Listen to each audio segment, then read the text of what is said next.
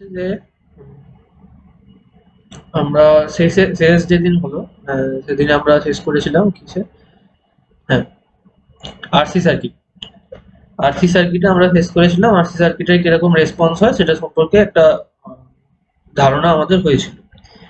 এবার আজকে তোর আরসি সার্কিট, যেটা আরসি সার্কিটের মধ্যে আমি ডিসি পাওয়ার দিয়েছিলাম, মানে একবার সুইচটা অন করছি, একবার সুইচটা অফ করছি, সেই অনুযায়ী রেসপন্স কিরকম আসে সেটা আমরা দেখেছিলাম, মানে আরসি রেসপন্স যেটাকে বলে। এবার আরসি সার্কিটের ক্ষেত্রে শুধুমাত্র ডিসি রেসপন্স দেয় বা ডিসি ইনপুট দেওয়া হয় এরকম নয়, বেশিরভাগ ক্ষেত্রেই ডিসি দেওয়া হয় না, দেওয়া হয় এসি। এবার এসি রেসপন্স কিরকম হয়, তাহলে সেই ফিচারটা একটু ভালো করে দেখার দরকার। এবার সার্কিট একই থাকবে, সার্কিট কোনো রকম চেঞ্জ হবে না। এখানে শুধু আমি ডিসির বদলে, ডিসি ইনপুট দেওয়ার বদলে আমি দেবো একটা এসি ইনপুট। এসি ইনপুট দেওয়া এখানে সোজা, কারণ এখানে এসি ফাংশন জেনারেটর যেটাকে বলে সেটা অ্যাভেলেবেল আছে। দেখি ফাংশন জেনারেটরটা কোথায়।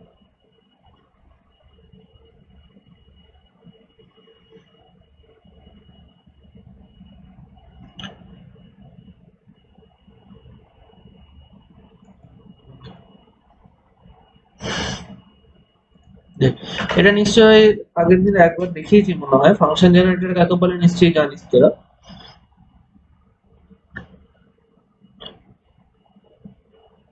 স্যার আপনার কথাগুলো তো কেটে যাচ্ছে, কিছু শোনা যাচ্ছে না। ঠিক আছে, একটু একটু। এবার ঠিক আছে, দেখ তো। হ্যাঁ স্যার।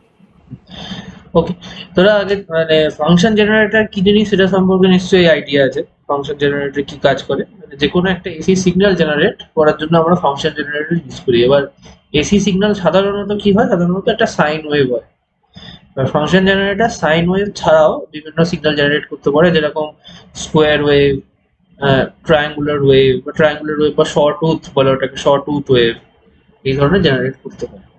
এবার আমি আগেরটার ক্ষেত্রে নিয়েছিলাম কি 5 ভোল্টটা এসি সাপ্লাই হিসেবে, ডিসি সাপ্লাই হিসেবে নিয়েছিলাম, ওটা এই সাপ্লাইটা আমি আর নেবো না। এটার বদলে আমি ইউজ করব এটার সাপ্লাই, ফাংশন জেনারেটরের সাপ্লাই।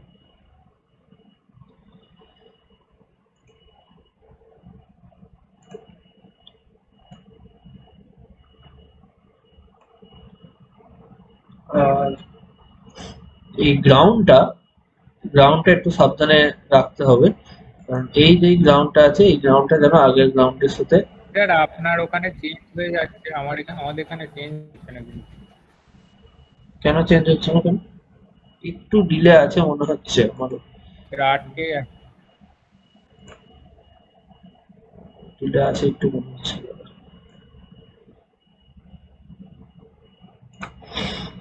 ওকে, 1 মিনিট, 1 মিনিট দাঁড়া।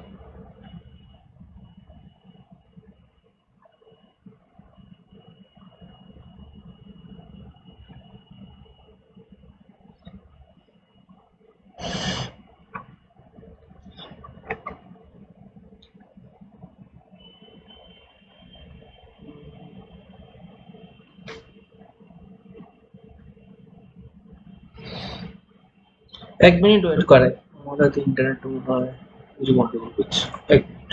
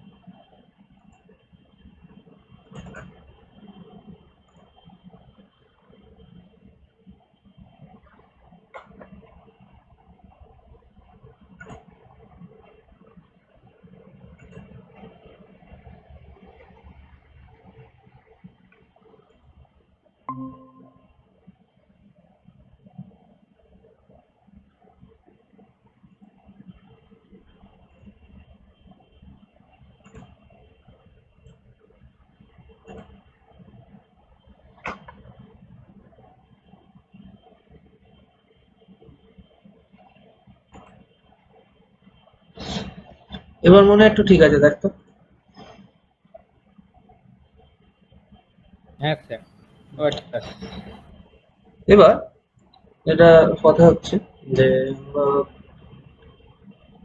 ডিসি পাওয়ারের বদলে আমি এসি পাওয়ার ইউজ করছি, এসি ফাংশন জেনারেটর। এবার দেখা যাক এটা সার্কিটটা কিরকম যায়। আর শেষে আমি কি করলাম, একটা যে যে গ্রাউন্ডটা আছে, গ্রাউন্ডটা আমি সব ক্ষেত্রে সমান করে দিলাম, কারণ এটা প্রবলেম হয় যদি গ্রাউন্ড ইকুয়াল না থাকে।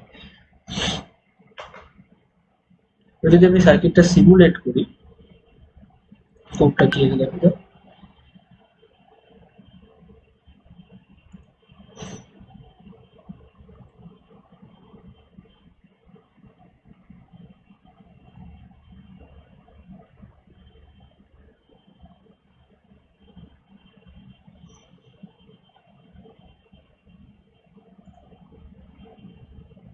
স্যার এখানে বলছে আগে যেমন পাওয়ারটা আরডুইনো থেকে নিচ্ছিলাম, এখানে হুম, শুধুমাত্র ফাংশন জেনারেটর পজিটিভটা এর পজিটিভ সুইচের পজিটিভে দেওয়া হয়েছে, আর ফাংশন হ্যাঁ, জেনারেটরের গ্রাউন্ডটাকে গ্রাউন্ড করে দেওয়া হয়েছে ব্রেডবোর্ডে, তাই তো? হ্যাঁ, মানে আমি আর ডিসি পাওয়ার নেবো না, আমি এখন এসি পাওয়ার নিয়ে কাজ করবো। তো এসি পাওয়ার মানে এটা অসিলেটিং, মানে একটা সুইচ, তুই বারবার সুইচ অফ করছিস, সুইচ অন করছিস, তো সেইটা কাইন্ড অফ এসি আর কি, এরকম বলতে পারিস। সেইটা যদি এরকম কোনো ফাংশন তুই জেনারেট করিস, এরকম তুই সুইচ অফ করে সুইচ অন করে, তাহলে সেটাকে ফাংশনটা কেমন দেখতে হবে, কেউ প্রেডিক্ট করতে পারবি কি? তুই হাতে করে এসি বানাচ্ছিস আর কি ডিসি পাওয়ার থেকে। সেটা অনেকটা স্কোয়ার ওয়েভ ফাংশনের মধ্যে দেখতে হবে, যেটা এই প্রথম ফাংশনটা, এটা স্কোয়ার ওয়েভ ফাংশন জেনারেট করতে পারবি। এবার তোর হাতের স্পিড যদি খুব ভালো হয়, তুই একদম ছোট ছোট জায়গায় সুইচ অন সুইচ অফ করতে পারিস, তাহলে একটা সাইন ওয়েভ জেনারেট করতে পারবি, কিন্তু সেটা অসম্ভব ব্যাপার। এবার সাধারণত এরকম ওয়েভ জেনারেট করা যায়। এবার এইটা ডিসি থেকে এসি তে ট্রান্সফার করা মানে এই জিনিসটা যে ফাংশন জেনারেটর যেটা, সেটা ওই ডিসি পাওয়ারটাকে এসি পাওয়ারে কনভার্ট করে দিচ্ছে, মানে একটা ফাংশন জেনারেট করে তোকে ফেরত দিচ্ছে।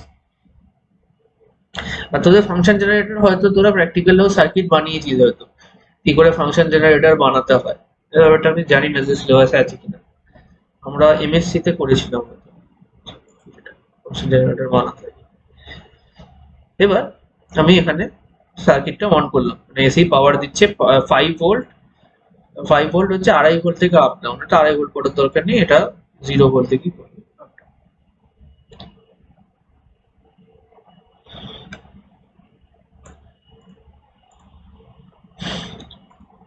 জিরো যাচ্ছে। এবার তাহলে এই যে স্যার এই ফাংশন, পার্টটা একটু বড় করুন না। হ্যাঁ বড় করছি।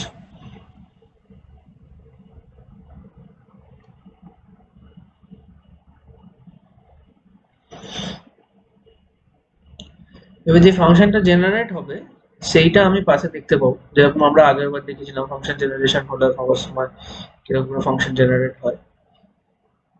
এটা বড্ড বেশি ফাস্ট হয়ে গেছে।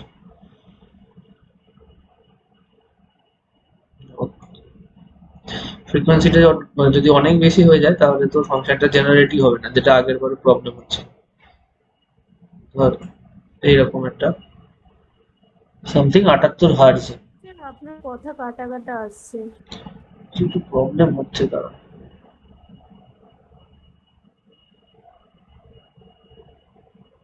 স্যার না হলে স্যার আজকে থাক স্যার, কিছু বোঝা যাচ্ছে না স্যার। থাকবে আজকে থাকলে, কিন্তু আমি ক্লাসটা শেষ করতে চাইছিলাম আজকে আর্ডিনোটা, তাহলে আমি ওই তোর কোয়ান্টাম পার্টটাতে আমি বেশি মন দিতে পারবো। হ্যাঁ স্যার, তাহলে করে দিন, ঠিকই বলেছেন, এই পার্টটা শেষ হয়ে যায় ভালো। তুই তো কনফিউজ পাবি, কনফিউজ করে দিচ্ছিস আমাকে, দাঁড়া আমি দেখছি ইন্টারনেটে আমার স্যার এই ল্যাবে। এখন দেখুন কথাগুলো ঠিকঠাক আসছে, একটু আগেও আসছিল। দাঁড়া,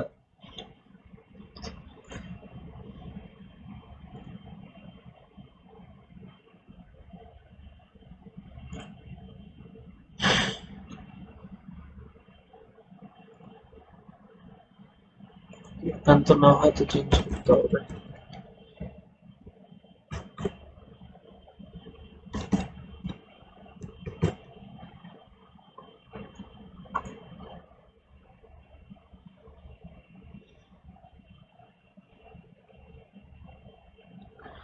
এর আগের দিন আমরা যখন প্লট করেছিলাম, প্লট করার সময় একটা জিনিস আমরা বাদ দিয়েছিলাম যাতে প্লটটা দেখতে একটু সুন্দর হয়, সেটা হচ্ছে তো এই টাইমটা দেখার দরকার নেই আমার, আমি শুধু ভোল্টেজ গুলো দেখবো বিভিন্ন টাইমের রেসপেক্টে। তাহলে এখানে আমার কোনটা বাদ দিতে হবে বলা হবে, সিরিয়াল প্রিন্ট মিলি সেকেন্ডটা বাদ দিতে হবে, তাহলে হয়তো একটু পরিষ্কার কার্ডটা দেখা যাবে।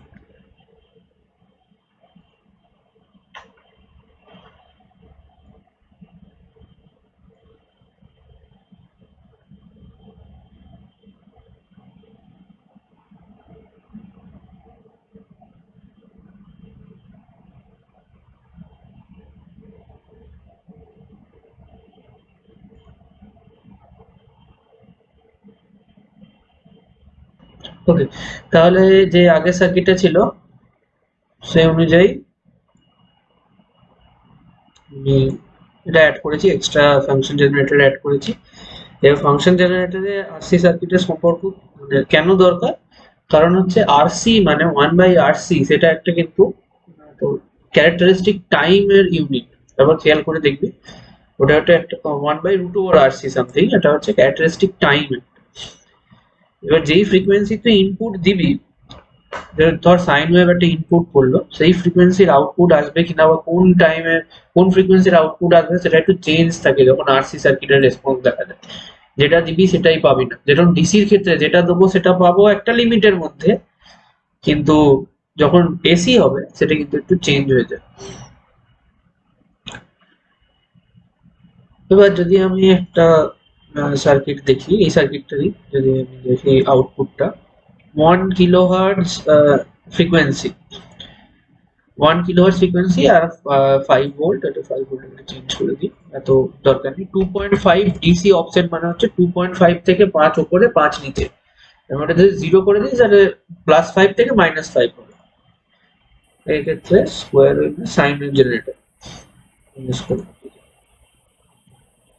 তুই খেয়াল করে দেখ ম্যাক্সিমাম ভ্যালুটা কত পর্যন্ত যাচ্ছে, 5 ভোল্ট মানে 5 ভোল্ট পর্যন্ত যাওয়ার কথা, কিন্তু 5 ভোল্ট পর্যন্ত আদৌ যাচ্ছে না।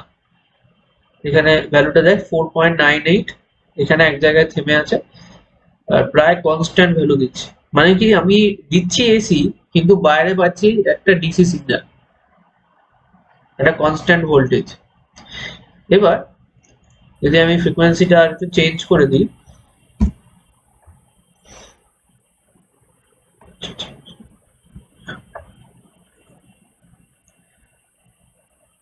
ফ্রিকোয়েন্সিটা আমি যখন চেঞ্জ করছি তখন একটা ডিকে দেখা যাচ্ছে, কিছুক্ষণ ডিকে করবে আবার কিছুক্ষণ পরে ওটা বাড়বে, মানে এরকম একটা রেসপন্স দেখা যায়।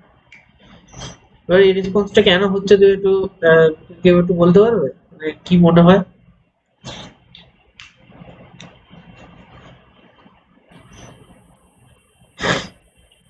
আমরা আগেও কোনো একটা সার্কিটের রেসপন্স টাইম সম্পর্কে কথা বলেছি, একটা যে কোনো একটা সার্কিটের রেসপন্স টাইম থাকে। এবার তার আগে যদি আউটপুট ইনপুট সিগন্যালটা যদি চেঞ্জ হয়ে যায় তাহলে কিন্তু ওই ইনপুট সিগন্যালের করেসপন্ডিং সার্কিটটা রেসপন্স করতেই পারবে, ঠিক আছে? ওই জন্য এই আরসি সার্কিটে এসি যে সিগন্যাল জেনারেট করে, মানে এসি যে ইনপুট দেওয়া হয় আউটপুটটা একটু ডিফারেন্ট হয়। এটা হয়তো এখানে আমি প্লটটা পুরোটা দেখাতে পারছি না, আমি তোকে প্লটটা ছবি আমি পাঠিয়ে দেবো কিরকম প্লট গুলো হয়। এসি যদি দিস তাহলে কিরকম চেঞ্জ হয়ে, এসি সাইন ওয়েভ দিলে সেটা কিরকম জেনারেট অন্য কোনো ওয়েভে ট্রান্সফার হয়ে যায়, সেটা এখানে দেখানো দিতে পারে। একটু দ্বারা আমি দেখানোর চেষ্টা করছি, কিন্তু সার্কিট গুলো খুব একটা ভালো রিয়াক্ট করছে না।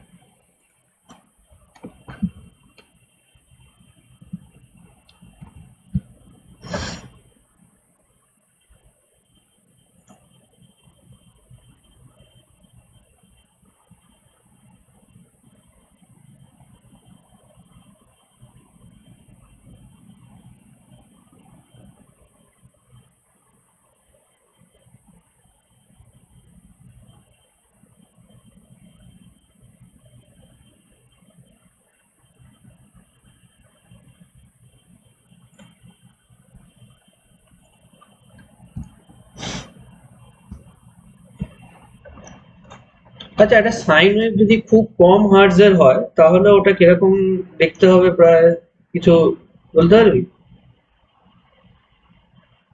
কম হার্টজ মানে কি? তার চেঞ্জটা এটা খুব অনেক কম, প্রায় ডিসির মতো দেখতে হবে, তাই তো? তো একবার দেখ, এটা আমি যখন হ্যাঁ স্যার। -5 থেকে +5 আছে আর 10 হার্টজে আছে, তো এটা আউটপুট যেটা জেনারেট হচ্ছে সেটা একটু খেয়াল করে দেখ। টাইম লাগবে হয়তো জেনারেট হতে।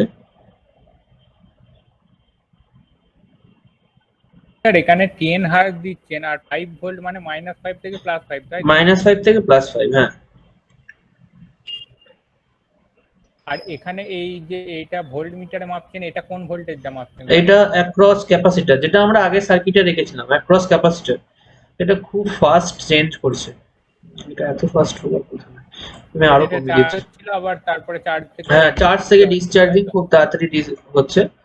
এটা আমি আরো কমিয়ে দিলাম 1 হার্টজ মতো। মানে এটা সাবসিকুয়েন্ট টাইম, মানে 1 হার্টজ মানে হচ্ছে আমি একটা টাইম দিচ্ছি ওকে চার্জিং এর জন্য আর ডিসচার্জিং এর জন্য, তাহলে কি হয় সেটা দেখা যায়। এবার ঠিক আছে, এবার বোঝা যাচ্ছে অন্তত জিনিসটা কি হয়। এটা আমি সাইন ওয়েভ ইনপুট দিয়েছি আর আমাকে বাইরে পাচ্ছি একটা, ইভেনচুয়ালি একটা শর্ট ওয়েভ টাইপের, আর সেটাও মানে একটা ফ্রিকোয়েন্সির মডুলেশন আছে তার মধ্যে। খেয়াল করে দেখ, যেটা বাইরে আউটপুটটা দেখতে পাচ্ছিস, আউটপুটটা দেখতে পাচ্ছিস তো? এটা কিন্তু সাইন ওয়েভ নয়, আমি কিন্তু ইনপুট সাইন ওয়েভ দিয়েছি। হ্যাঁ স্যার। এই ধরনের কিছু ফিচার দেখা যাবে, এটা তোরা হয়তো আরসি সার্কিট যখন পড়বি, মানে থিওরিটা পড়বি, থিওরিটা তো আমি মানে আলোচনা করতে পারবো না, সময় নেই হতো। কিন্তু যদি থিওরিটা পড়িস তখনও দেখবি এই ধরনের রেসপন্স দেখা যায় যে আরসি সার্কিট সার্কিট কিভাবে রিয়্যাক্ট করে ফর এসি কারেন্ট। দেখা যাক অন্যরকম সার্কিট স্যার যদি হয়। বলছি আগেরটাতে আমরা যেটা করেছিলাম, হ্যাঁ যেটা করেছিলাম ওটা ডিসিতে ছিল, আর হ্যাঁ, এটা যখন করছি এটা এসিতে করছি, তা এখানে স্যার চেঞ্জ কিছু হবে না? চেঞ্জ হচ্ছে তো, তুই দেখতেই তো পাচ্ছিস এখানে সাইন ওয়েভ যখন দিচ্ছি সেটা হয়ে যাচ্ছে এখানে শর্ট ওয়েভ, প্লাস একটা হালকা মডিউলেশনও আছে। মডুলেশন মানে কি, অ্যামপ্লিটিউডটাও চেঞ্জ হবে টাইমের মানে সাথে সাথে। না না, না মানে মডুলেশন মানে ডিসিতে যেরাম দিচ্ছে সেরাম পাচ্ছিলাম, এসিতে সেরাম পাচ্ছি না, নাকি স্যার? অবশ্যই, তাই তো দেখতেই তো পাচ্ছিস তুই এটা কিরকম আছে। ডিসিতে আমরা কিরকম দেখতে পেয়েছিলাম, ওটা এক্সপোনেনশিয়ালি গ্রোথ হচ্ছে, তারপর ফল হচ্ছে, এক্সপোনেনশিয়ালি ফল হচ্ছে, এরকম একটা কার্ভ আমি জেনারেট হ্যাঁ করেছিলাম। স্যার। কিন্তু এসির ক্ষেত্রে কিন্তু ডিফারেন্ট, জিনিসটা পুরো ডিফারেন্ট হয়ে যাবে। আমি হয়তো ওয়েভটা একটা রকমের ওয়েভ দেবো, মানে এসি সিগন্যাল দেবো সাইনোসয়েডাল, আর বাইরে পাবো হয়তো অন্যরকম একটা, যেটা এখানেই পাচ্ছি, অলরেডি দেখতে পাচ্ছি। আমি সবকটাই দেখিয়ে দিই। যদি সাইন ওয়েভের জন্য আমার এটা হয় তাহলে আমি চেঞ্জ করে ধর আমি স্কোয়ার ওয়েভ দিলাম, স্কোয়ার ওয়েভের জন্য কিরকম দেখতে হয় জিনিসটা সেটা দেখা যাক।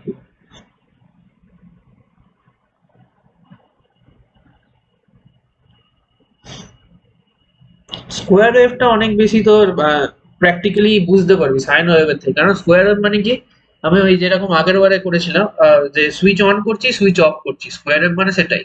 সুইচ অন করছি একবার, দেখ সেম এক্সপোনেনশিয়াল গ্রোথ দেখাচ্ছে, দেখ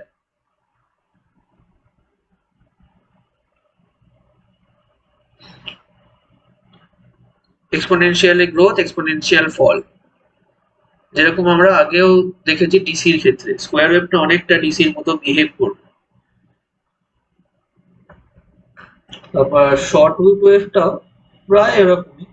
এবার এটা ফ্রিকোয়েন্সি ভ্যারিয়েশনের উপর ডিপেন্ড করে অনেক কিছু চেঞ্জ হয়, এই 1/RC টার্মটা সেটা খুব ইম্পর্টেন্ট, কারণ এটা আর্ডিনো পার্ট নয়, এটা ফিজিক্সের ইলেকট্রনিক্সে তোরা হয়তো পড়বি বা পড়েছিস, তোরা জানিস হয়তো এই জিনিসটা কেন হচ্ছে। আমি যেন একটু বেশি ডিপে যেতে চাইছি না, কারণ এর পরেরটা আমাকে ধরতে হবে। এর পরে আছে আমার আল্ট্রাসনিক সেন্সর।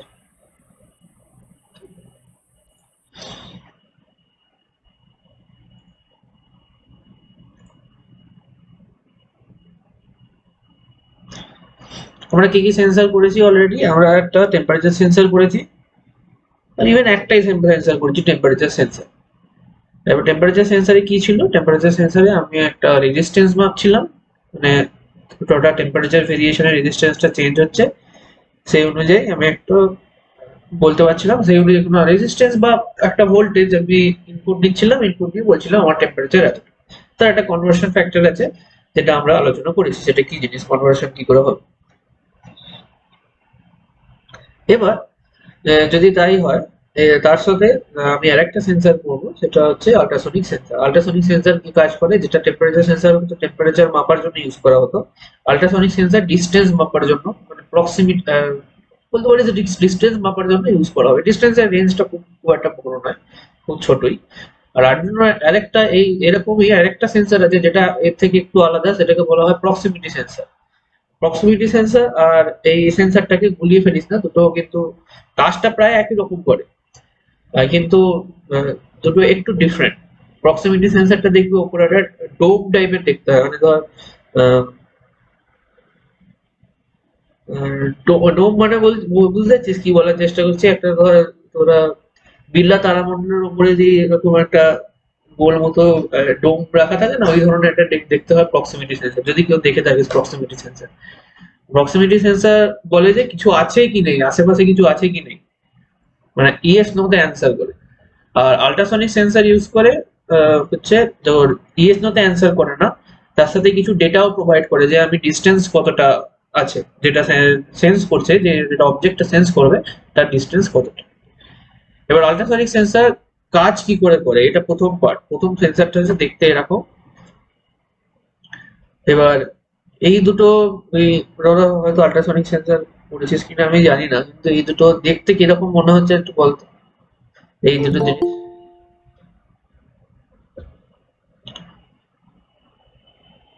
দেখ, এটা বক্সের মতো তো, মাইক সাউন্ড। একদম এটা যেটা দেখতে মনে হচ্ছে এরকম, এটাই আসলে এটাই।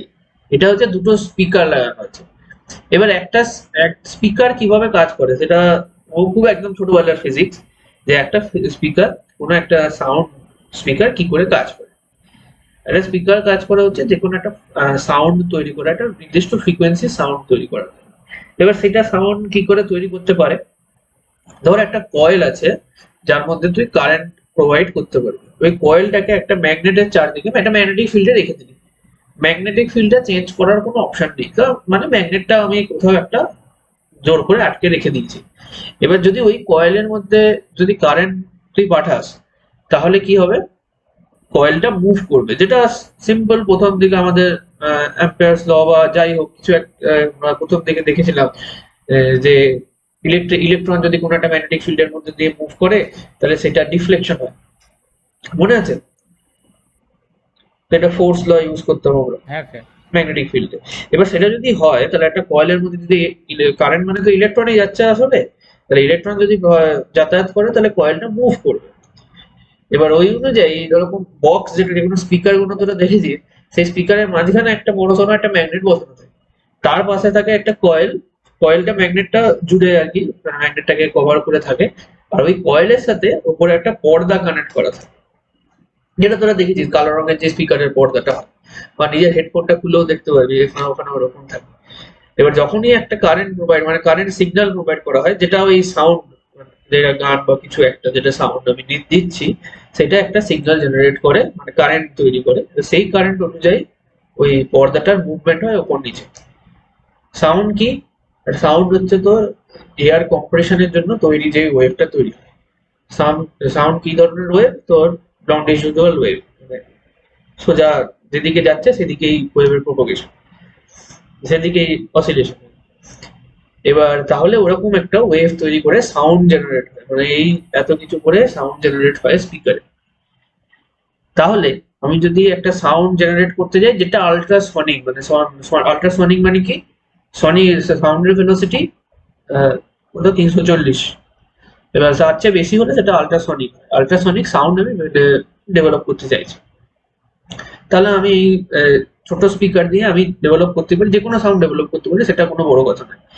এবার একটা জিনিস খেয়াল কর, এই স্পিকার গুলো যদি আমি এরকম করি যে আমি কারেন্ট পাঠাচ্ছি, সেই জন্য সাউন্ড ডেভেলপ হচ্ছে, আর বাইরে থেকে কোনো সাউন্ড যদি আসে তাহলে সেটাও তো তাহলে ওই পর্দাটার মুভমেন্ট করবে। পর্দাটা যদি মুভমেন্ট হয় তাহলে ম্যাগনেটিক ফিল্ডের মধ্যে তারের মুভমেন্ট আছে, তারের মুভমেন্ট যদি হয় তাহলে তারের মধ্যে একটা ইলেকট্রিসিটি ইনডিউসড হবে। ঠিক কিনা? মানে উল্টোটা হ্যাঁ পুরো একদম। এবার তাহলে এই উল্টো ঘটনাটা সেটাকেও আমাকে কি হিসেবে ইউজ করতে পারি, সেটাকে আমি ডিটেক্টর হিসেবে ইউজ করতে পারি যে হ্যাঁ এখানে সাউন্ড আছে, ওই জন্য আমি একটা ইলেকট্রিক সিগন্যাল জেনারেট হচ্ছে। ঠিক আছে, এই ধরনের সেন্সর বা অ্যাকচুয়েটারের পুরো কাজ, পুরো মূল মোটোটাই হচ্ছে যে কোনো একটা ফিজিক্যাল ভেরিয়েবল, ফিজিক্যাল কোনো একটা জিনিস যেমন সাউন্ড, লাইট, হিট, এই ধরনের জিনিসকে ইলেকট্রিক্যাল সিগন্যালে ট্রান্সফার করে। তাহলে এটাও কি, এই যদি নর্মাল বক্সেই কিন্তু বক্সের যে স্পিকার গুলো হয় সেগুলোও কিন্তু একটা সাউন্ড তো তৈরিও করতে পারে, ইভেন সাউন্ড ডিটেক্টও করতে পারে। ঠিক আছে, এই জন্য এখানে এই দুটো নর্মাল বক্স গুলো পারে না? নর্মাল বসগুলো পারে, অবশ্যই পারে, কিন্তু তোকে যখন ডিটেক্ট করার পর যে কারেন্টটা তোর বেরিয়ে আসে সেটা খুবই কম হয়, বাট সেটা তোকে একটুখানি মডিফাই করতে হয়, মানে নয়েজটা বেশি চলে আসে, তুই হয়তো বুঝতে পারবি না কোন সাউন্ডটা আছে। কিন্তু রেকর্ডিং যেটা করা হয়, সে রেকর্ডিং কিন্তু ওই রকম একটা জিনিস দিয়েই করা হয়, মানে সাউন্ড রেকগনাইজ কিন্তু ওইভাবেই করা হয়, যেই টেকনোলজি দিয়ে সাউন্ড তৈরি প্রডিউস করা হয় সেই টেকনোলজি দিয়েই কিন্তু সাউন্ড ইনপুট নেওয়া হয়। ঠিক আছে, কিন্তু একটু সফিস্টিকেটেড হয়। যেরকম তোর কানের হেডফোন গুলো, কানের যেটা কানে শুনি সেটা বেশ বড় সড়ো একটা জিনিস হয়, আর যেটা রেকর্ড করে, ভয়েস রেকর্ড করে, সেটা একটা ছোট বাইরে তোর যেটা কি বলবো, যেটা দিয়ে কন্ট্রোল করিস তার মধ্যে ভরা থাকে একটা ছোট বক্সের মতো জিনিস, সেইটা রেকর্ডিং এর জন্য ইউজ হয়, সেখানে নয়েজটা ক্যান্সেল করতে হয়।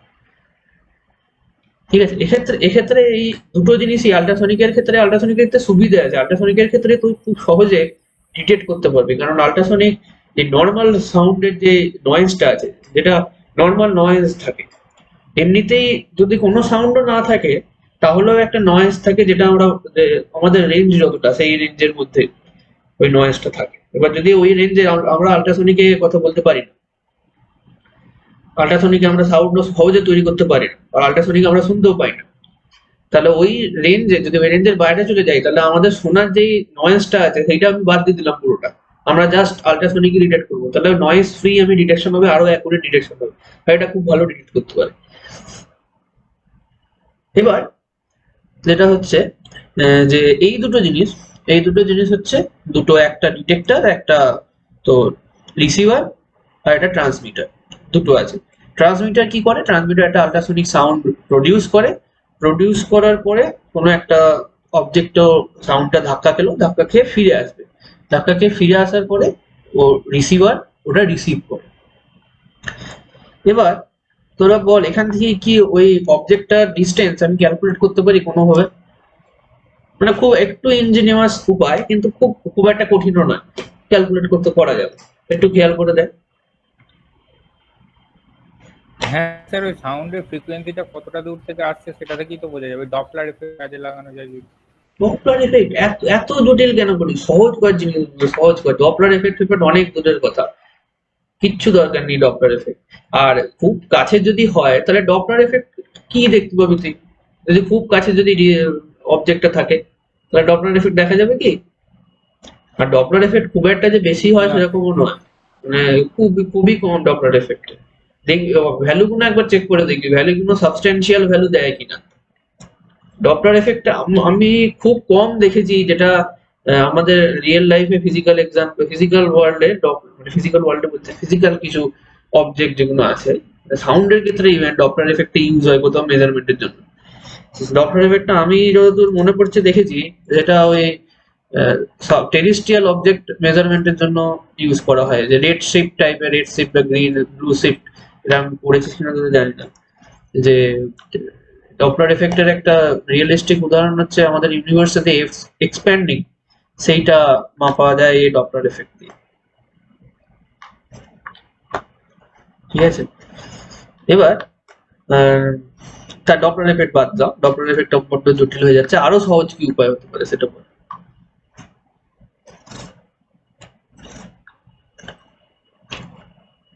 আমি আল্ট্রাসনিক দিয়ে আমি ইউনিভার্সের রেডিয়াস মাপবো না, ঠিক আছে, খুব ছোট রেঞ্জের মধ্যে মাপবো, রেঞ্জটাও ইভেন লেখা আছে দেখ, 0 থেকে 450 সেন্টিমিটার।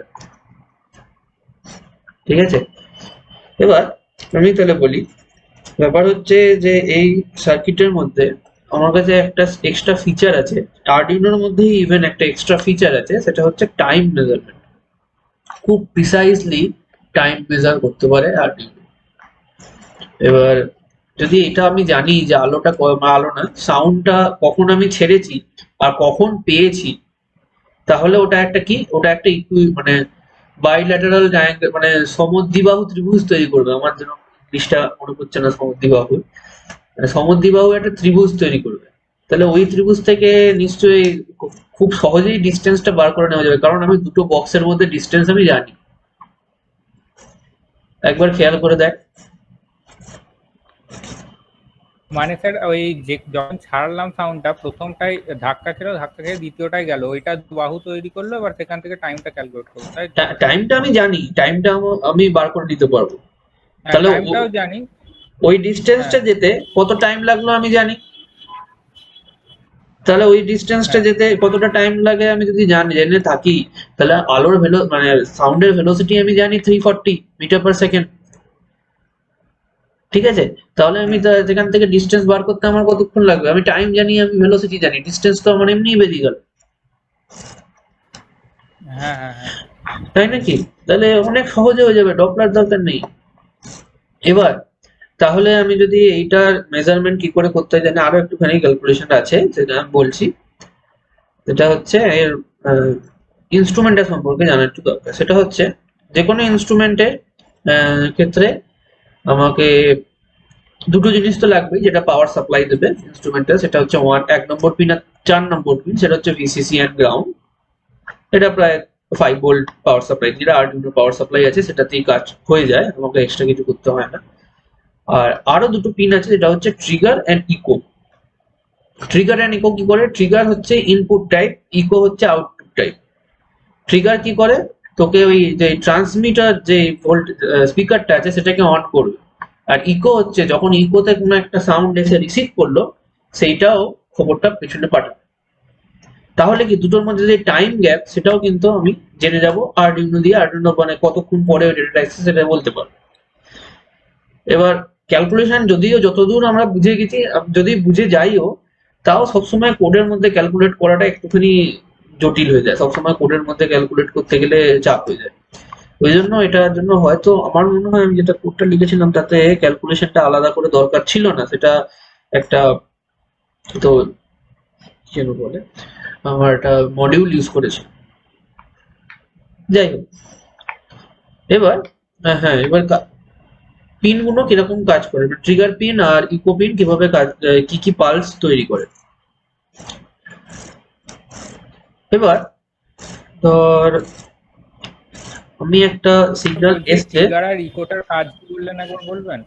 ট্রিগার হচ্ছে সাউন্ড তৈরি করার জন্য। ট্রিগার মানে ওটা আরডিনো থেকে সিগন্যাল যাবে বলো সাউন্ড তৈরি করতে, মানে কি যেটা ট্রান্সমিটার, সে ট্রান্সমিটারটা অন হবে, মানে সাউন্ডটা তৈরি করলো। আর ইকো হচ্ছে যেই সাউন্ডটা ফিরে এলো, মানে ইকো হয়ে যেটা ফিরে আসছে, যেই সাউন্ডটা ফিরে এলো সেইটা রিসিভ করবে। এবার দুটো ডিফারেন্ট করতে, একটা ট্রিগার হচ্ছে তোর ইনপুট, মানে যে ইনস্ট্রুমেন্টটা আছে, মানে সেন্সরটা আছে, সেই ইনপুট নিচ্ছে ট্রিগার আরডিনো থেকে। আর ইকো হচ্ছে আরডিনোতে ফেরত দিচ্ছে ডেটাটা, মানে ওই ভোল্টেজটা যে আমি পেয়েছি। ট্রিগার আর ইকো পিন এটা সবসময় তোর এই ধরনের পালস তৈরি করে, কোনোদিন তোর কনস্ট্যান্ট সিগন্যাল তৈরি করে না। কনস্ট্যান্ট সিগন্যাল তৈরি করতে বেশি পাওয়ার কনজিউম অনেক বেশি হয়ে যায়। যেটা তুই পালস তৈরি যদি করিস, পালস করলে তোর ডেটার অ্যাকুরেসি তো একই থাকছে, যেটা নিয়ে কোনো প্রবলেম হচ্ছে না, মানে অ্যাকুরেসি একই থাকছে, সেটা প্রবলেম হচ্ছে না, কিন্তু পাওয়ার কনজাম্পশন তোর অনেক কমে যায়। দেখ, একটা ডিটেল কিছু বলা আছে এখানে, দেখলেও পড়েও দেখতে পারিস যে কি করে কাজ করে। এবার একটা জিনিস, সেটা হচ্ছে যে ধর আমি ভেলোসিটি অফ সাউন্ড কত, 340 মিটার পার সেকেন্ড। ওকে, এবার তাহলে ভেলোসিটি আমি মিটারটাকে সেন্টিমিটার, রেঞ্জটা দেখতে পাচ্ছি, রেঞ্জ 2 সেন্টিমিটার থেকে 450 সেন্টিমিটার আমি যখন দেখেছিলাম এর স্পেসিফিকেশনে, 452 থেকে 450 সেন্টিমিটার। তাহলে আমার সেন্টিমিটারে ক্যালকুলেট করাই ভালো। তাহলে 340 মিটার পার সেকেন্ড মানে হচ্ছে 0.034 সেন্টিমিটার পার সেকেন্ড। এবার যদি 20 সেন্টিমিটার ডিস্টেন্সে কোনো একটা অবজেক্ট থাকে ওই সেন্সার থেকে, তাহলে ওইটা ক্যালকুলেট মানে ফিরে আসতে টাইম কতটা লাগবে? টাইম মোটামুটি লাগছে 580 মাইক্রোসেকেন্ড। এবার এইখানে গন্ডগোলটা শুরু হয় যে মাইক্রোসেকেন্ড কিন্তু খুবই প্রিসাইজ ভ্যালু, সেটা কিন্তু মানে খুব সহজে ক্যালকুলেট মানে মাপা যায় না, একটু কষ্ট হয় অন্য কোনো ডিভাইস দিয়ে মাপতে, কিন্তু আরডিনোর ক্ষমতা আছে এটা মাপা। এবার যে কোনো ক্ষেত্রেই তো টাইম মাপার জন্য একটা টাইম সার্কিট আলাদা করে রাখা থাকে, ওটা শুধু টাইমই মাপে সবসময়। এবার সাধারণত টাইম মাপা হয় টাইম ক্রিস্টাল টাইপের কিছু একটা থাকে, ক্রিস্টাল বা ওই ধরনের কিছু, যে কোনো একটা অসিলেটিং একটা অবজেক্ট থাকে যেটা অসিলেশনটা আমরা জানি, তাহলে ওই অসিলেশন অনুযায়ী টাইম কতটা হচ্ছে সেটা ক্যালকুলেট করা যায়। সেটা পুরো একটা ডিফারেন্ট জিনিস, কি করে টাইম সার্কিট বানানো হয়। যদি তাই হয় আমি সার্কিটটা দেখাই, সার্কিটটা করা আছে।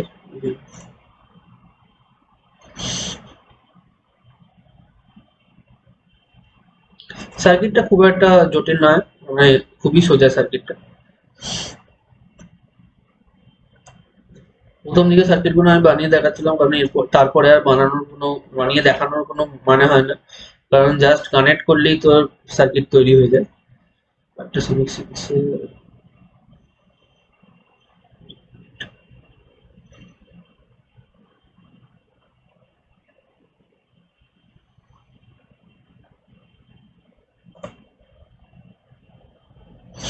এটাই পড়বে। সার্কিটটা দেখতেই পাচ্ছিস খুব সহজ। এর সাথে একটা আমি এক্সট্রা এলইডি লাগিয়েছি যাতে বোঝা যায় যে আমার সার্কিটটা কাজ করছে।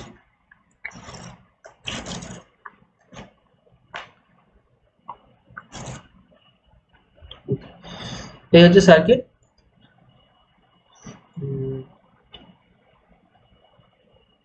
একটা গন্ডগোল আছে, সেটা হচ্ছে দু রকমের আর সেন্সার আছে, এখানেও আছে।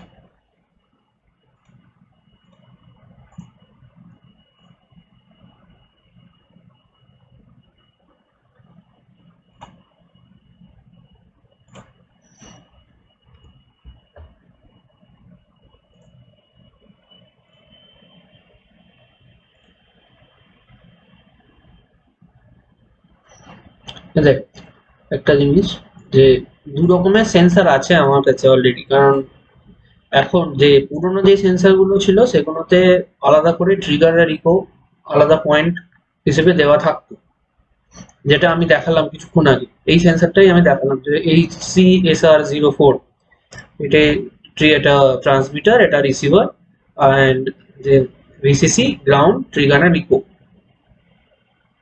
ওকে, এবার এই মডিউলটা ইউজ করতে পারিস। আর ইভেন আরেকটা মডিউল আছে, সেটা হচ্ছে এই মডিউলটা, যেটা হচ্ছে এটা আমার যত মনে হচ্ছে পিঙ্গই নাম, পিং মডিউল বলে এটাকে।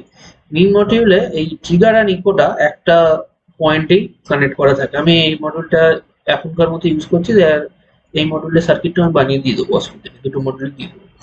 এখনকার মতো এই মডিউলটা ইউজ করি, কারণ এই মডিউলে কিছু সুবিধা আছে। এটা সুবিধা কি আছে দেখ, একটা জিনিস খেয়াল করে দেখ, যে ট্রিগার এন্ড ইকো কিন্তু কখনোই দুটো একসাথে কাজ করবে না। কেন বলতো?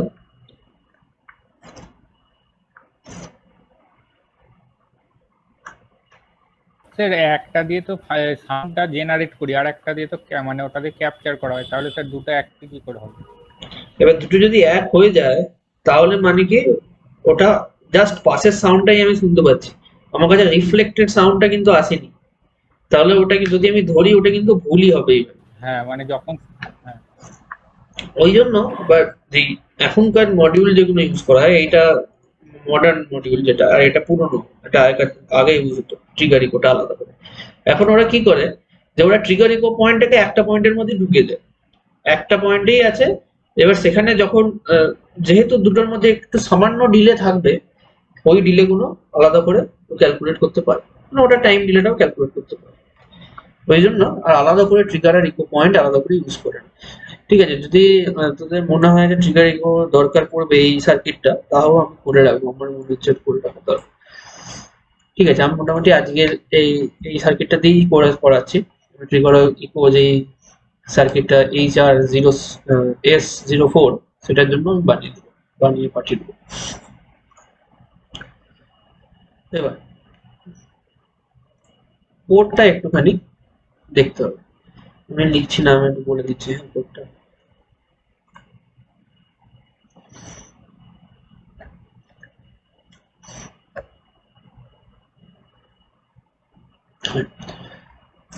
দুটো পার্ট, প্রথম হচ্ছে তোর ফ্লোট, প্রথম তোর void setup and loop. Setup loop ছাড়াও এখানে এক্সট্রা একটা আমি ফাংশন লিখবো যেটা ওই যে ক্যালকুলেট করে আমাকে দিয়ে দেবে, যাতে আমাকে বা ক্যালকুলেট করতে না হয় এরকম বারবার, একটু সুবিধাজনক পরিস্থিতিতে ফেলে দেবে ওটা। আর প্রথমে আমি একটা জেনারেল গ্লোবাল একটা অবজেক্ট, গ্লোবাল একটা ফ্লোট ডিফাইন করে নিলাম, সেটা হচ্ছে সেন্টিমিটার ইজ ইকুয়াল টু 0। ইনিশিয়ালাইজও করে রাখলাম যদি দরকার পড়ে কোনোভাবে এরকম যদি না দেখায়। এবার আমি যেটা রিটার্ন করতে চাইছি যে রিড আল্ট্রাসনিক ডিস্টেন্স, আমরা একটা ফাংশন লিখবো যেটা আল্ট্রাসনিক ডিস্টেন্সটা রিটার্ন করবে, সেটা আমি লং হিসেবে দিচ্ছি। আমরা ফাংশন সি প্লাস প্লাসে কি করে ফাংশন লিখতে হয়, প্রথমে লিখে দিতে হয় যে কি আমি আউটপুট চাইছি। এবার লংটা মনে আছে কি কারো কি হিসেবে ইউজ করা হয়?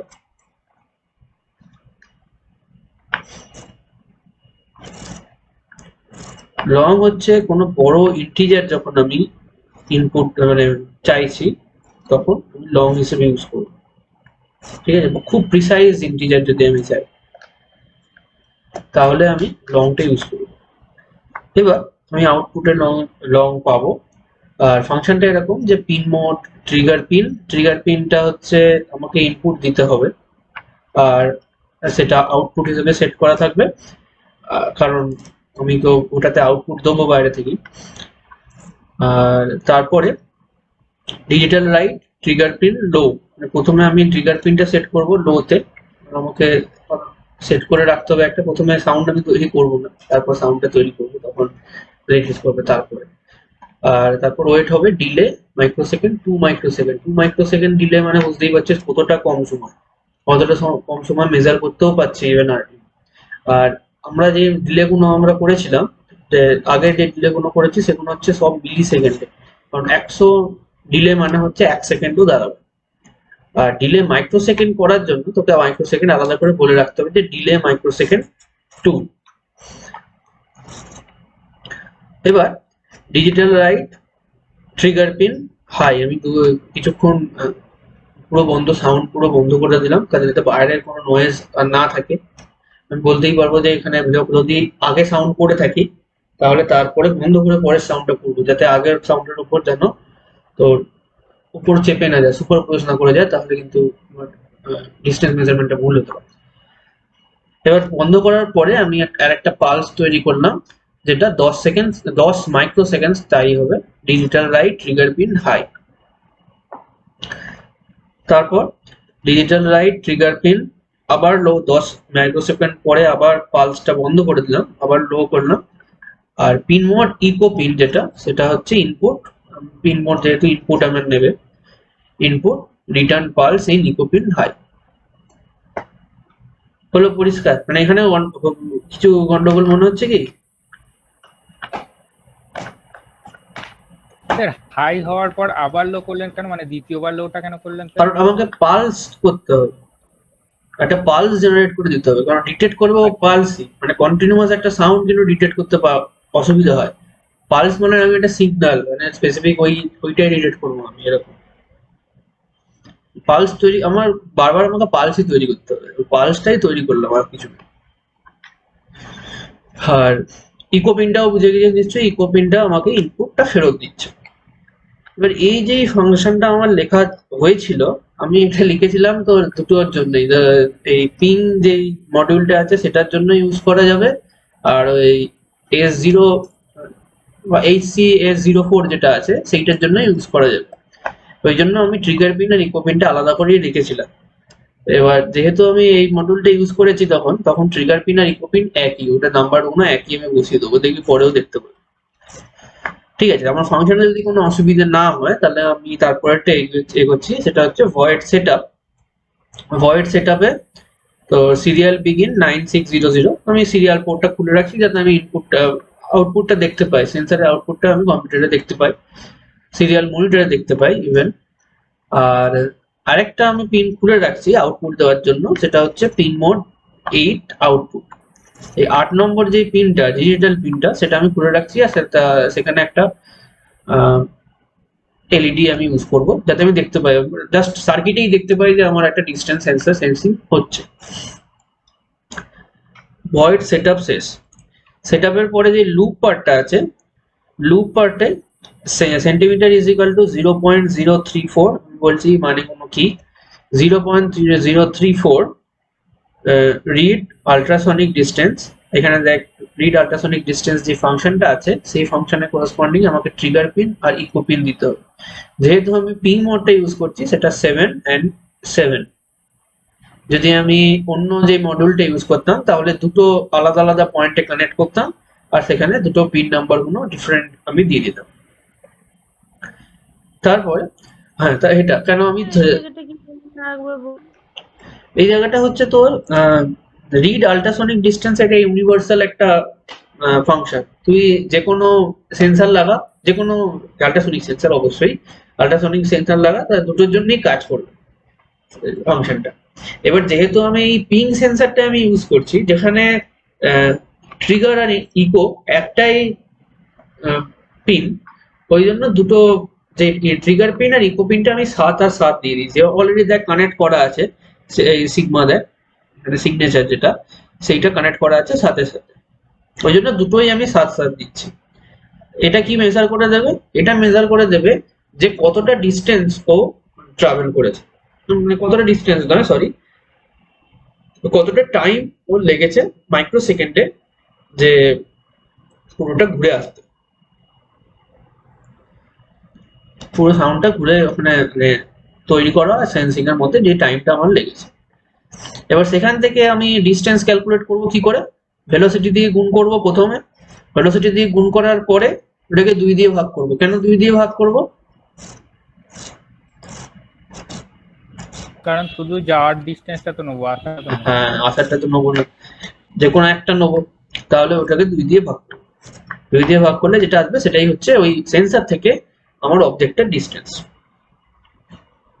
এবার এখানে একটা ছোট্ট অ্যাপ্রক্সিমেশন আছে, সেটা তোরা খেয়াল করলে হয়তো বুঝতে পারবি, কিন্তু আমি বলবো না, তোরা আমাকে পরের দিন বলিস কোথাও বা বুঝে, যে ছোট্ট অ্যাপ্রক্সিমেশন আছে একটা এখানে, সেটা ধরা যাচ্ছে কিনা।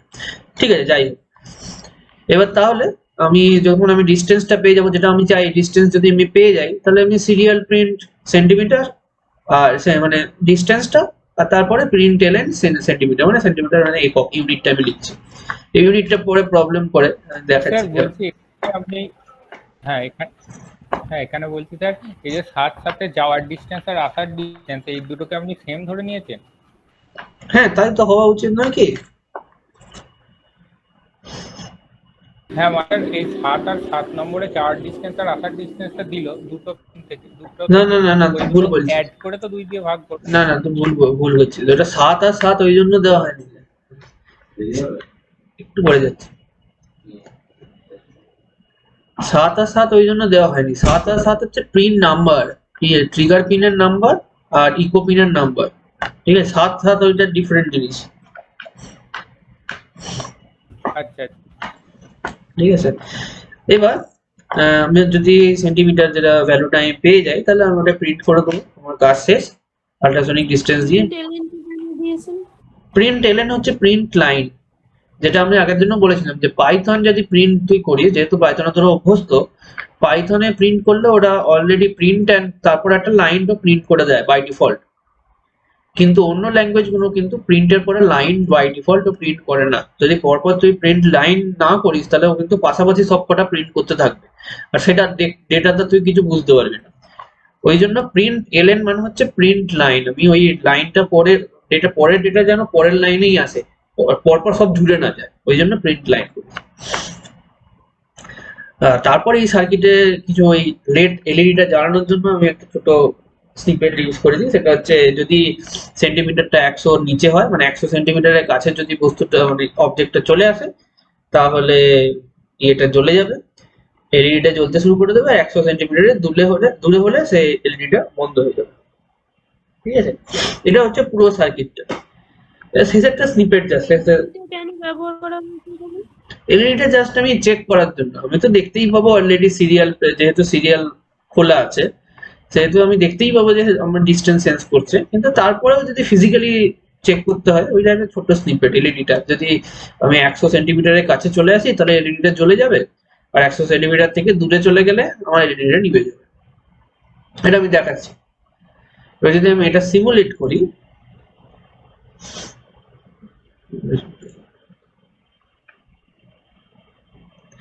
সিমুলেট যদি আমি করি তাহলে দেখতে পাবো এখানে একটা অলরেডি ভ্যালু জেনারেট হচ্ছে।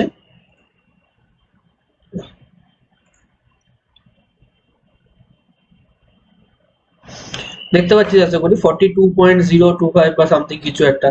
আর ভ্যালুটা দেখ মাঝে মাঝে চেঞ্জ হচ্ছে, এটার কারণ হচ্ছে নয়েজ, এইটার অ্যাকুরেসি। এবার এখানে কত আছে দেখ, 42.6 সেন্টিমিটার, আর এখানে 42.2 আছে, একটু এরর আছে। এবার যাই হোক, তাহলে এটা যদি 42.6 হয়, এটা জ্বলা উচিত। এখানে ভ্যালুগুলো যখন আমি, এটা হচ্ছে অবজেক্ট, এই অবজেক্টে যখন আমি সরাচ্ছি সেই অনুযায়ী এখানে দেখ ভ্যালুগুলো এখানে চেঞ্জ হচ্ছে। এখানে আছে 94.3, এখানে 93.16, একটু সামান্য এরর আছে। ওটা তোর আমি ভেলোসিটি, যেটা সাউন্ড ভেলোসিটি, সেটা একদম 340 মিটার পার সেকেন্ড ধরে নিয়েছি। ওটা 340 মিটার পার সেকেন্ড নয়, ওটা একটু অন্য অন্য মানে খুবই কাছাকাছি ভ্যালু, কিন্তু একটু অ্যাকুরেট আরো ভ্যালুটা। ওটা তুই বসালে একদম এরর ফ্রি পাবে। ব্যাপার হচ্ছে সবই তো ঠিক আছে। এলইডিটা জ্বলছে 100 বেশি। এলইডিটা তো জ্বলছে না, সেটাই তো আমি ভাবছি এলইডিটা কেন জ্বলছে না।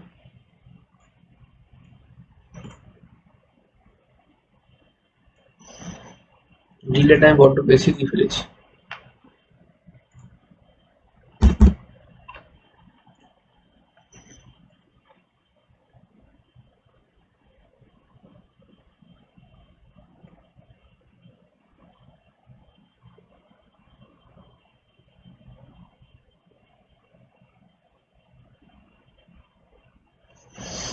তাও এলইডিটা জ্বলছে না।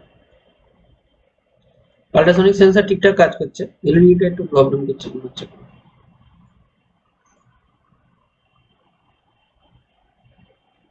এটা সব ইয়ে লাগিয়েছি তো।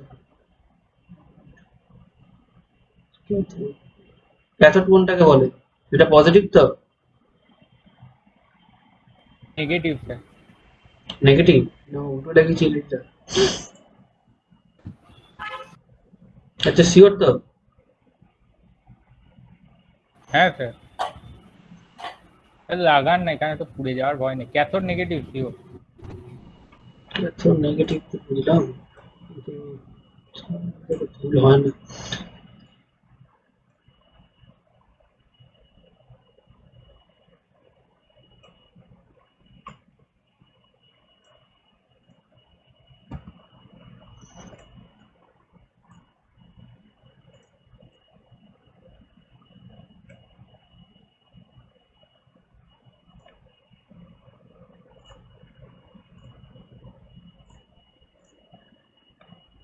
দেখি চলে কিনা, তুই বলছিস যে।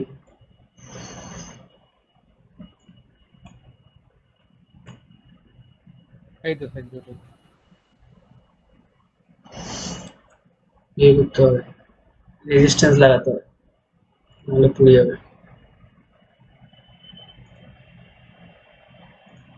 স্যার এখানেও পুড়ে যায়? এখানে পুড়ে যায় বলতে এখানে সেন্সারটা অন করে দিয়েছে, এখানে একটা কশন দেখাচ্ছে যে রেজিস্ট্যান্স লাগাও নাহলে পুড়ে যাবে। ঠিক আছে, 1 kilo ohm, 1 kilo ohm enough. একটু ইয়ে হয়ে গেল, ব্রাইটনেসটা কমে গেল 1 কিলো ওহম।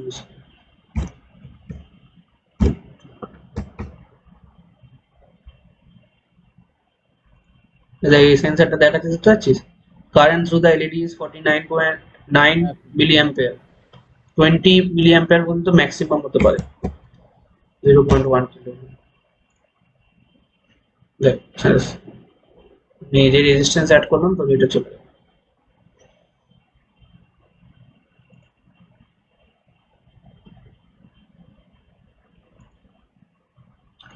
এখানে অলরেডি দেখ ফর 89.7425 সামথিং দেখাচ্ছে ডিস্টেন্স, আর এখানে কত আছে দেখা যাক।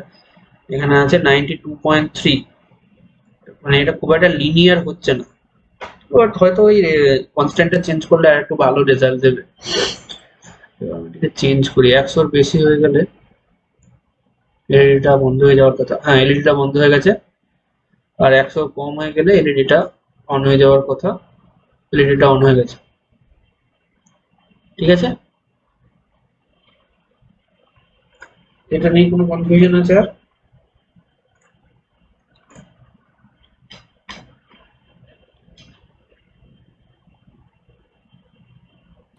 না স্যার। ঠিক আছে।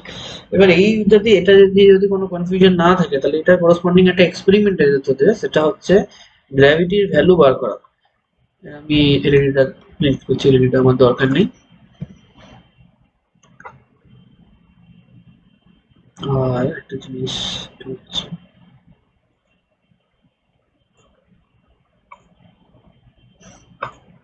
আমি যদি শুধুমাত্র দেখতে চাই যে কত ডিস্টেন্স গেছে, সেটা যদি দেখতে চাই তার জন্য এটা একটু বাড়িয়ে দিই 10। আমি এলইডির পার্টটা বাদ দিচ্ছি, আমার দরকার নেই এটা। আর ইভেন সেন্টিমিটার পার্টটাও বাদ দিচ্ছি, এটাও আমার দরকার নেই। কিন্তু আমাকে আরেকটা জিনিস দরকার আছে, সেটা হচ্ছে যে আমার টাইমটা কি আছে সেটা দেখা। টাইমটা দেখার জন্য কারণ মনে হয় যে টাইমটা দেখার জন্য কি ইউজ করা যায়, কমেন্টটা মনে পড়ছে না।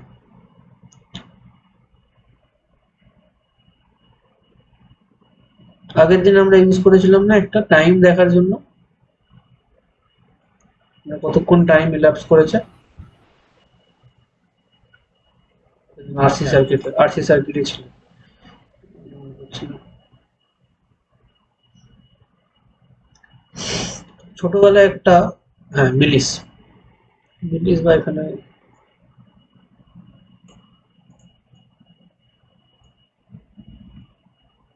মিলিস ইউজ করে। সিরিয়াল প্রিন্ট সেন্টিমিটার, আর তার আগে হচ্ছে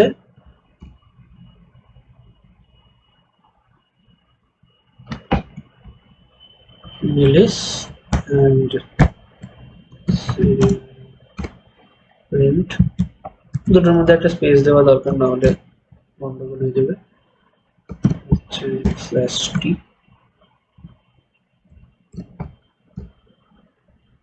সেন্টিমিটারের পরে একটা লাইন।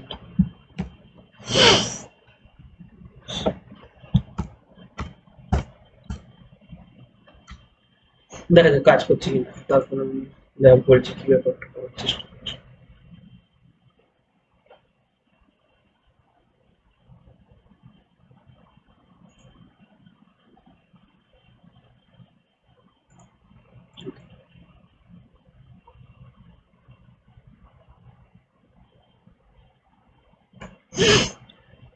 এবার ধর এই অবজেক্টটা হচ্ছে একটা পেন্ডুলাম, তাহলে এই পেন্ডুলাম থেকে একটা আল্ট্রাসনিক সেন্সরের সামনে একটা রিয়েল লাইফ পেন্ডুলাম যদি ঢুকিয়ে দেওয়া হয়, আর আল্ট্রাসনিক সেন্সর দিয়ে সেই ডিস্টেন্সটা টাইমের রেসপেক্টে প্লট করা হয়, তাহলে এই পেন্ডুলাম থেকে কি পেন্ডুলামের টাইম পিরিয়ডটা বার করা যাবে কি?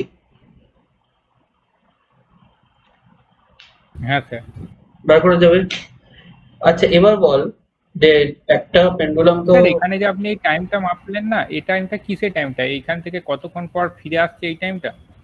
না না এটা ওই টাইমটা, এটা হচ্ছে তো টাইমটা কত ইলাপস করেছে, মানে আরডিনো মানে শুরু দুটোর হওয়ার পর মধ্যে থেকে। গ্যাপ কতটা? না ওটা মাপবে না, ওটা মাপবে না, ওটা এখন মাপার কথা নয়। আমি যে এই যেটা দিয়েছি এই টাইমটা হচ্ছে টাইমটা ইলাপস হয়েছে, মানে আরডিনোটা তখন যখন সিমুলেশনটা স্টার্ট করেছিস বা ডিভাইসটা সুইচ অন করেছিস, তারপর থেকে কতটা টাইম ইলাপস হলো সেইটা মাপে এই মিলিস যে কমেন্টটা। প্রিন্ট আমি মিলিস যেটা ইউজ করেছি সেইটা, এটা হচ্ছে কতটা টাইম ইলাপস করেছে ডিভাইসটা অন করার পর থেকে। কারণ ওটাই আমার দরকার, এটা ওটা দরকার। ডিস্টেন্স তো মেজার করে আমাকে দিয়ে দিচ্ছে, পুরোটা ডিস্টেন্স মেজার করা হয়ে গেছে, ওর যা টাইম যেভাবে খুশি মেজার করুক, সেন্সারের ব্যাপার ওটা। কিন্তু আমার চাই কি, মানে আমার ওই টাইমটা স্যার ক্রমশ বাড়তেই থাকবে। হ্যাঁ, এটা তো ক্রমশ বাড়তেই থাকবে, তুই দেখতেই পাচ্ছিস যে আমি কিছুই করছি না, তো টাইমটা বাড়তেই থাকছে। কারণ এটা আমি সিমুলেশনটা অন যতক্ষণ করে রাখবো ততক্ষণ টাইম আস্তে আস্তে বাড়তে থাকবে। এবার যাই হোক, এবার সেই অনুযায়ী দেখতে পারবি, দেখ সিমুলেশন টাইম হচ্ছে, আমি মাপার কারণটা বুঝলাম না। আমি বলছি মাপার কারণটা কেন, আমি বলে আর একটু ক্লিয়ার করছি। যেটা হচ্ছে আমাকে মাপতে হবে গ্র্যাভিটি জি এর ভ্যালু। তোর 11-12 একটা এক্সপেরিমেন্ট করেছিলি না মনে হয়, যে একটা পেন্ডুলাম, বড় একটা পেন্ডুলাম ঝুলিয়ে দেওয়া হতো, সেই পেন্ডুলামটা দেখে একটা স্টপ ওয়াচ দিয়ে তোকে মাপতে হতো পেন্ডুলামটা কতবার, 100 বার যদি দোলে সেটা কতক্ষণ টাইম লাগছে। সেই থেকে আমি বার করতাম কি time period of this pendulum. মনে আছে কি কারো? হ্যাঁ স্যার, এটা করেছিলাম। করেছিস? এবার এটাতে বুঝতেই পারছিস আমি চোখে দেখে করছি, এটাতে মানে অ্যাকুরেট হওয়ার সম্ভাবনা কতটা মানে খারাপ আর কি। যে কেউ একবার যদি 2-3টে নাই গোনে, সেই ভুলটা হতেই পারে। ওই জন্য আমরা অ্যাভারেজ আউট করতাম, কিন্তু আমাদের খুব বহু কষ্ট করে 9.81 আসতো, না হলে আমরা ভুল করে মিলিয়ে দিতাম, আমার পরীক্ষায় পাস করতে হবে। এবার ব্যাপার হচ্ছে যদি রিয়েল লাইফ কোনো জি মাপতে হয় তাহলে আরেকটু অ্যাকুরেসির দরকার। এখানে ওই টাইমটা আমরা কেন নিচ্ছি সেটা হচ্ছে এই টাইমের করসপন্ডিং তুই যদি একটা ডিস্টেন্স প্লট করিস তাহলে একটা সাইন ওয়েভ জেনারেট হবে, সেটা তুই দেখতে পাবি। সাইন ওয়েভই হওয়ার কথা, কারণ একটা অসিলেশন, সেটা ডিস্টেন্সে সাইন ওয়েভই হয়। এবার যদি এই সাইন ওয়েভটা আমি জানি তাহলে টাইম পিরিয়ডটা আমি জানতে পারবো। টাইম পিরিয়ড মানে কি, একটা পুরোটা কমপ্লিট করতে, একটা অসিলেশন পুরো কমপ্লিট করতে ওর কতটা টাইম লাগছে, ওই জন্যই আমি টাইমটা প্লট করেছি। কিন্তু ওই উত্তরেটা টাইমটা প্লট করেছি কেন, তাহলে আমি যদি টাইম পিরিয়ড জানি তাহলে সেখান থেকে কি আমি বার করতে পারবো জি এর ভ্যালু কত। হ্যাঁ স্যার, সূত্রটা বল। টি সমান 2π√L/g। তাহলে তো জি বার করা তো খুব একটা কঠিন কাজ নয় এখান থেকে, তাই তো? হ্যাঁ স্যার। বাকি সবাই বল।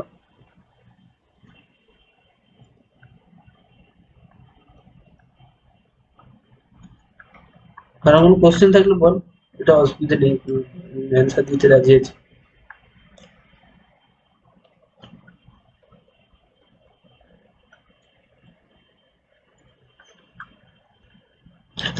সবাই বুঝে গেছে?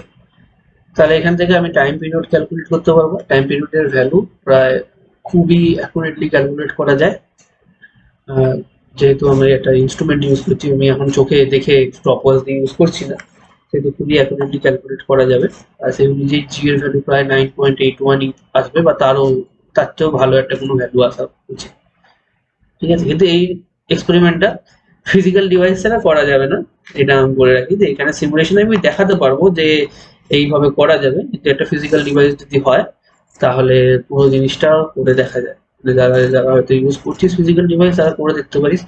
আর ইভেন দরকারও নেই করার, আমি একটা কথা দিই, দরকার নেই করার, কারণ তোদের প্র্যাকটিক্যাল, আর্ডিনোর প্র্যাকটিক্যাল নেই, সেটা তোকেই মনে হয় প্রজেক্ট হিসেবে জমা দিতে হবে। আর কারো এটা যদি প্রজেক্ট থাকে তাহলে বলিস, আমি সেই অনুযায়ী ডায়াগ্রাম বা কিছু লাগলে ডিজাইন করে দেবো। ইভেন এটা পুরোটাই দেওয়া আছে ওয়েবসাইটে, সার্কিটটা প্লাস কি করে কাজ করে পুরোটাই দেওয়া আছে, তারা ওখান থেকে দরকার হলে নিতে পারে। ঠিক আছে, তাহলে এখান থেকে আশা করি কোনো কোশ্চেন নেই।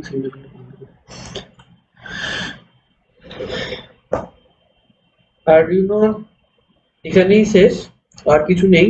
আর তোদের সিলেবাস অনুযায়ী আর কিছু নেই। তারা যদি এক্সট্রা, আমরা বলে রাখি, তারা যদি আবার যদি এক্সট্রা কোনো প্রজেক্ট দেয়, কারণ আগের বছরে এক্সট্রা প্রজেক্ট দেওয়া মানে কয়েকজন দিয়েছিল, যেরকম এখানে এলসিডি ছিল, 7 সেগমেন্ট ডিসপ্লে ছিল, স্যার এলসিডি বলছি, ডিসপ্লে ছিল। এইটাই কিভাবে জিটা মাপছি ওটা স্যার একবার দেখাবেন না? দেখাবো কি করে, একটা উপায় বল দেখানো, আমি তো দেখাতে রাজি আছি। ও, এটা মানে তো ফিজিক্যাল ছাড়া হবে না নাকি? না, ফিজিক্যাল ছাড়া। আর তোদের ফিজিক্যাল কোথাও লাগবে না, ওই জন্য মানে আমি বলে দিতে পারি যে কি করে তুই করতে পারবি এক্সপেরিমেন্ট। আর তুই যদি কেউ করতে চায় আমি তাকে হেল্প করতে রাজি আছি, কিন্তু আমি ফিজিক্যালি কি করে দেখাবো, সেটা উপায় নেই দেখার। মানে তোদের ক্লাসে গিয়েও দেখানোর উপায় নেই, তাহলে আমাকে সে আসলে একটা যেরকম পেন্ডুলাম হয়, ল্যাবের পেন্ডুলাম যেগুলো হয় সেরকম একটা পেন্ডুলাম জোগাড় করতে হবে, সেটা খুব একটা হয়তো আল্ট্রাসনিক সেন্সর আমার কাছে আছে, আমার কাছে আরডিনো আছে, কিন্তু ওই পেন্ডুলামটা মানে খুব একটা নর্মাল পেন্ডুলাম হয় না, লেন্থ না তার স্যার, খুব আমি বড় বলতে হতে চাইছি হবে। যে ব্যাপারটা কোনটা কোথায় লাগাবো ওটা একবার স্যার বলে দিলে ভালো হতো, মানে কিভাবে এই সার্কিট কিভাবে কি করবো আর কি। এই সার্কিট আর চেঞ্জ হবে না তো, তোকে সামনে একটা ফিজিক্যাল অবজেক্ট আনতে হবে, ফিজিক্যাল পেন্ডুলাম আনতে হবে, আর কিছু না। আচ্ছা, এবার মানে এই মানে আপনি এখানে যেটা মানে ওই একটা বস্তু রেখেছিলেন ওইখানে পেন্ডুলামটা রাখবো, যে পেন্ডুলামের হ্যাঁ, দুলিয়ে দেবো, সেই অনুযায়ী পেন্ডুলাম থেকে ট্রিগারটা আসবে আর এখানে হবে। হ্যাঁ, আমাকে এখানে টাইম পিরিয়ডটা মাপতে হবে। আর স্যার বলছি, আপনি যে বলছিলেন ওই পেন্ডুলামটা একবার মানে সাইন ওয়েভের মতো হবে, তাহলে হুম। স্যার ওটা কিভাবে হবে মানে স্যার? কেন সাইন ওয়েভ হবে না কেন? মানে পেন্ডুলামটা এখানে পেন্ডুলামের যে ডিস্টেন্সটা সেটা তো আমরা সলিউশন করি, আমরা তো জানি এটা অসিলেশন কিরকম হয়, এটা তো পেন্ডুলাম সাইন ওয়েভই হয়, সেটা তো আমরা জানি। এটা তো নতুন কিছু নয়, ওটা তো তোরা স্যার করেছিস। কিচ্ছু শোনা গেল না। যে সাইন, এটা যে সাইন ওয়েভ হয় সেটা তো তোরা জানিসই। হ্যাঁ স্যার, সাইন ওয়েভ হয় বুঝলাম, কিন্তু ওই পেন্ডুলামটা মানে রাখবো কিভাবে? ওই যে আল্ট্রাসনিক সেন্সারটা আছে ওটার সঙ্গে আড়ি ভাবে না মানে কিভাবে যে ওটা মানে পেন্ডুলামটা যে দুলবে ওটার সঙ্গে প্যারালালি রাখা হবে না এরকম আড়াআড়ি ভাবে? এই, এরা কোশ্চেন হলো? আমি তো এমনি তো দেখাচ্ছি যেটা সিমুলেট করার সময় কিরকম রাখা ছিল, সেটা দেখ। তুই ভাববিস না এইখানে এইখানে দোলালে পেন্ডুলামটা তোর কাজ করবে। ডিস্টেন্স সেন্সার যেরকম হয় আর কি, তাই এতক্ষণ যেটা বললাম জিনিসটা কিভাবে ডিস্টেন্স চেঞ্জ করছে সেটা ভাবলেই তুই বুঝতে পারবি যে এই কোশ্চেনটা করার কোনো মানে হয় না। কোথায় রাখবো পেন্ডুলামটা,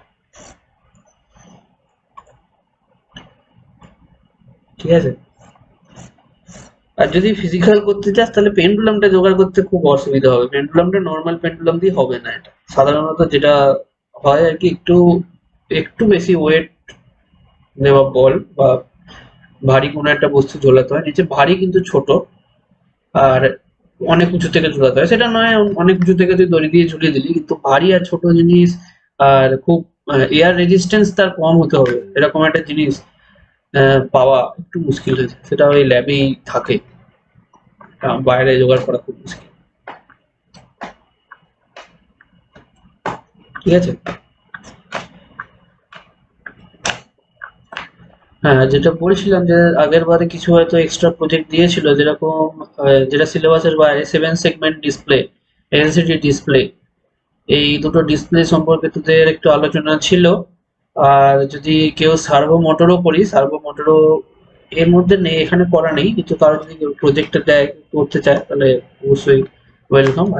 সে যদি করে আমি হেল্প করব, আর যে কোডটা জেনারেট হবে বা যেটা এন্ড রেজাল্ট হবে সেটা এই ওয়েবসাইটে আপলোড হয়ে যাবে, যদি তোদের নিজের কাজে লাগে বা পরের বছর লোকের ছেলে পুলেদের কাজে লাগে। ঠিক আছে, ঠিক আছে, তাহলে আজকের মতো এখানেই ক্লাসটা থাক।